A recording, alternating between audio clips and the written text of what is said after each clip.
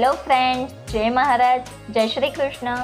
તો હવે દિવાળીના તહેવારને ગણતરીના જ દિવસો બાકી છે, તો લગભગ બધાના જ ઘરે નાસ્તાની શરૂઆત તો થઈ જ ગઈ હશે. અને એમાં પણ જો બધાને સૌથી અઘરું લાગતું હોય તો તે છે આપણી ચોરાફળીનો નાસ્તો. તો આજે હું તમારા સાથે શેર કરીશ ચરોતરના પ્રખ્યાત ઉત્તરસંડાની ચોરાફળીની રેસિપી, જેને ઘરે આપણે કેવી રીતે બનાવીશું તે જોઈશું. તો વિડીયોને સ્કીપ કર્યા વગર એન્ડ સુધી જોજો અને તમને મારી રેસિપી પસંદ આવે તો વિડીયોને લાઈક, શેર કરી કોમેન્ટ કરવાનું ના ભૂલશો. તો ચાલો ઉત્તરસંડાની પ્રખ્યાત ચોરાફળી બનાવવાનું શરૂ કરીએ. તો સૌથી પહેલાં આપણે એક વાસણમાં 1 કપ પાણી ઉમેરીશું. સાથે જ તેમાં સ્વાદ પ્રમાણે મીઠું, અડધી ટીસ્પૂન ખાવાનો સોડા ઉમેરી ગેસને ચાલુ કરીને આપણે તેને મિક્સ કરી લઈશું, જેથી મીઠું અને ખારો છે તે બંને સારી રીતે ઓગળી જાય. તો અહીંયા આપણે પાણીને બહુ વધારે ગરમ નથી કરવાનું. તો હવે અહીંયા તમે જોઈ શકો છો કે આપણું મીઠું અને ખારો સારી રીતે ઓગળી ગયા છે. તો હવે ગેસની ફ્લેમ બંધ કરી દઈશું અને પાણીને આપણે રૂમ ટેમ્પરેચર પર થોડું ઠંડુ થવા દઈશું. તો હવે અહીંયા લોટનું મેઝરમેન્ટ જોઈ લઈએ. તો અહીંયા મેં 200 ગ્રામ ચણાનો લોટ અને 100 ગ્રામ અડદનો લોટ લીધો છે. તો અડદનો લોટ એકદમ લીસો આવે છે તેનો જ ઉપયોગ કરવાનો, અને ચણાનો લોટ આપણે રેગ્યુલર ઘરમાં વાપરતા હોય તેનો ઉપયોગ નહીં કરવાનો. હવે કઠોળમાં બંને લોટને આપણે ચાળી લઈશું. તો પહેલાંથી લોટ ચાળી લીધો હશે તો પણ ચણાના લોટમાં ગાંઠા પડી જતા હોય છે.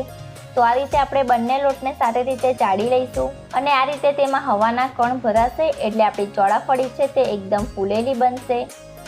તો હવે અહીંયા મેં બંને લોટ ચાળી લીધા છે. તો હવે તેને આપણે સારી રીતે મિક્સ કરી લઈશું અને તેમાં વચ્ચે ખાડો પાડીને તેમાં 1/4 પિંચ જેટલી હળદર ઉમેરીશું અને અડધી ટીસ્પૂન હિંગ ઉમેરી બધી જ વસ્તુને આપણે સારી રીતે મિક્સ કરી લઈશું. તો આપણે લોટ બાંધવામાં તેલનો ઉપયોગ બિલકુલ પણ નથી કરવાનો, નહીં તો ચોરાફળી તમારી બિલકુલ પણ નહીં ખીલે અને ખાવામાં તે ચવડ લાગશે. તો તમારે આ વાતનું ખાસ ધ્યાન રાખવાનું. તો હવે આપણે જે પાણીને ગરમ કર્યું હતું તેમાંથી આપણે એકસાથે પાણી બિલકુલ પણ નથી ઉમેરવાનું. તો હવે તેમાં આપણે થોડું પાણી ઉમેરીને આપણે લોટને કઠણ બાંધી લઈશું. તો શરૂઆતમાં આપણે લોટને કઠણ બાંધવાનો છે. આપણે જેમ તેને મસળીશું તેમ તે સ્મૂથ થઈ જશે. તો અહીંયા આપણો ચોરાફળીનો આ રીતનો કઠણ લોટ બાંધીને તૈયાર છે. તો હવે આપણે લોટને 2 ભાગમાં ડિવાઈડ કરી લઈશું અને તેમાંથી એક ભાગને લઈ લઈશું અને તેમાં 1 ટીસ્પૂન તેલ અને 2 ટીપા જેટલું પાણી ઉમેરીને લોટને આપણે હાથની મદદથી મસળી લઈશું. તો આ રીતે આપણે જેમ જેમ મસળીશું તેમ તેમ તે લોટ એકદમ સ્મૂથ થઈ જશે. અને તમને લાગે કે લોટ હાથમાં ચોંટે છે તો હાથ ઉપર થોડું તેલ લગાવીને 5 મિનિટ સુધી તમારે લોટને આ રીતે મસળતા જવાનું. તો અહીંયા 5 મિનિટ સુધી મેં લોટને સારી રીતે મસળી લીધો છે. અને જો તમને હજી પણ લોટ કઠણ લાગતો હોય તો આ રીતે તમારે હાથથી તેને ખેંચતા જવાનું. તો જેમ જેમ લોટ ખેંચાશે એટલો જ લોટ સ્મૂથ થતો જશે અને તેનો કલર પણ લાઇટ થઈ જશે. તો અહીંયા તમે જોઈ શકો છો કે પહેલાંના લોટ કરતાં આ લોટનો કલર એકદમ બદલાઈ ગયો છે. તમે આ રીતે જો પહેલી જ વાર બનાવતા હશો તો પણ તમારી ચોરાફળી છે તે એકદમ ફૂલેલી બનશે. તો આ લોટ બાંધવા માટે મારે ફક્ત અડધા કપ જેટલા જ પાણીની જરૂર પડેલી છે. તો ગરમ પાણી કરીને લોટને બાંધવાથી તે એકદમ સ્મૂથ અને પરફેક્ટ લોટ બંધાય છે. તમારે વધારે પાણીની જરૂર પણ નહીં પડે. તો આ રીતે આપણે તેનો એક લાંબો રોલ કરી લઈશું અને ચપ્પાની મદદથી આપણે તેમાંથી એક સરખા લુવા કટ કરી લઈશું અને તેમાંથી એક લુવો લઈને આ રીતે હાથથી પ્રેસ કરી રોટલીની જેમ તેનો ગોળ લુવો કરી દઈશું. તો આ રીતે મઠિયા પાપડી માટેની જે થાળી આવે છે તેના ઉપર અથવા તો તમારી પાસે પ્લાસ્ટિકની આદણી હોય તેના ઉપર આ રીતે મેદાના અટામણથી રોટલીને વણી લઈશું. તો આપણે જેમ પાતળી રોટલી વણતા હોય તે જ રીતે આપણે રોટલીને વણતા જવાનું અને જરૂર લાગે એટલું જ અટામણ લેવાનું, નહીં તો જો વધારે અટામણ લઈને રોટલી વણશો તો તેલ તમારું ખરાબ થઈ જશે. તો આની પહેલાં પણ મેં ઉત્તરસંડાના મઠિયાની રેસિપી શેર કરી છે. તમે ન જોઈ હોય તો લિંક નીચે ડિસ્ક્રિપ્શન બોક્સમાં મળી જશે. અને રેસિપી પસંદ આવે તો પ્લીઝ લાઇક, શેર અને કોમેન્ટ કરવાનું ના ભૂલશો. અને ચેનલને સબસ્ક્રાઈબ ન કરી હોય તો સબસ્ક્રાઈબ કરજો આવા જ નવા રેસિપી વિડીયોને સૌથી પહેલાં જોવા માટે. તો અહીંયા તમે જોઈ શકો છો કે મેં એકદમ પાતળી રોટલી વણીને તૈયાર કરી લીધી છે. અને આપણો હાથ છે તે એકદમ ટ્રાન્સપરન્ટ દેખાય છે. તો આ રીતે પાતળી રોટલી હશે તો ચોરાફળી તમારી એકદમ સરસ અને દડા જેવી ફૂલેલી બનશે. અને કોઈ કોટન કપડા ઉપર રોટલીને આપણે 2 મિનિટ આગળ પાછળ થોડી ડ્રાય થાય ત્યાં સુધી રહેવા દઈશું.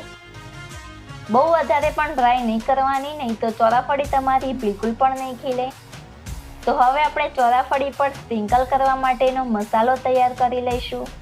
તેના માટે આપણે એક બાઉલમાં 1 ટીસ્પૂન સંચળ પાવડર, અડધી ટીસ્પૂન ગરમ મસાલો, 1/2 ટીસ્પૂન લાલ મરચું પાવડર ઉમેરીને આપણે તેને સારી રીતે મિક્સ કરી લઈશું.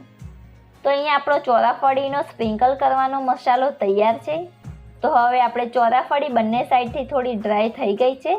તો હવે આપણે તેમાં કટ લગાવી લઈશું. તો આ રીતે આપણે તેમાં લાંબી સ્ટીચમાં આપણે ચોરાફળીને કટ કરી લીધી છે.